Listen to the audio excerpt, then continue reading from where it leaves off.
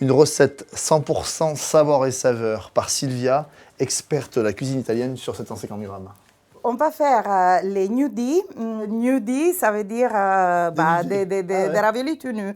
Et en fait, c'est des raviolis sans la pâte, où on a gardé seulement la farce. Et donc, c'est comme une espèce de gnocchi, mais beaucoup plus moelleux.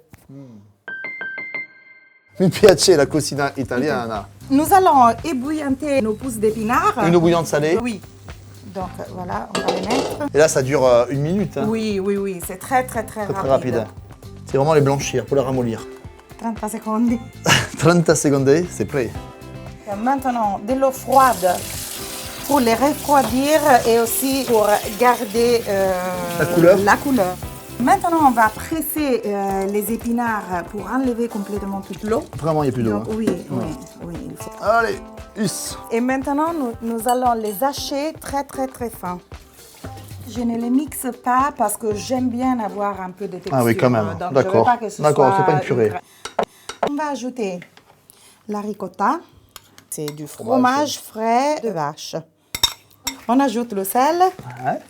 Et on va mettre du poivre, une belle râpée de noix muscade, notre parmesan. Et maintenant, on va mettre les œufs. Vas-y, je te laisse. Allez, on met les œufs. Voilà. Alors là, on mélange. C'est super simple à faire. La seule difficulté, c'est de faire des boulettes avec cette farce. L'astuce, c'est de faire bien dégorger la ricotta avant de l'utiliser. Voilà. Pour réussir à faire des boulettes, il faut vraiment se mouiller les mains. Donc, on fait notre boulette et on la passe dans la farine, tout délicatement. Ça a l'air difficile, hein? C'est juste un tour de main. Après, c'est très facile. Ah, moi je déroule, vas-y. Oui, on peut faire à la chaîne. C'est une recette qui est née à l'origine pendant le carême. Les Toscans, ils avaient envie de manger des raviolis. Mais ils se sont dit, on va retirer quelque chose de raviolis.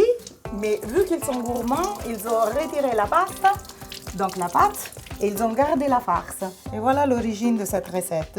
Nous allons passer à la cuisson. Ouais. Donc, nous allons réaliser le beurre de sauge.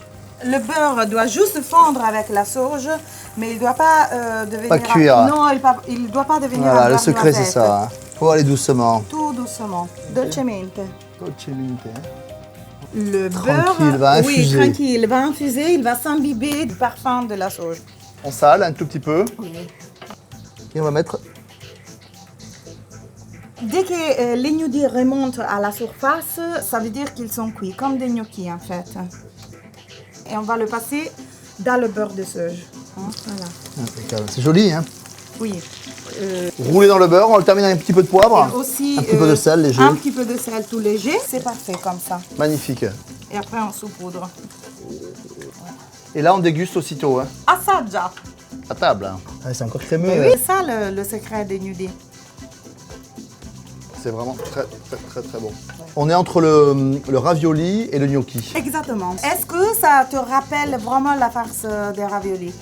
Parce que l'idée c'est ça, c'est le ravioli sans la pâte. C'est meilleur qu'une farce ravioli en plus. Oui.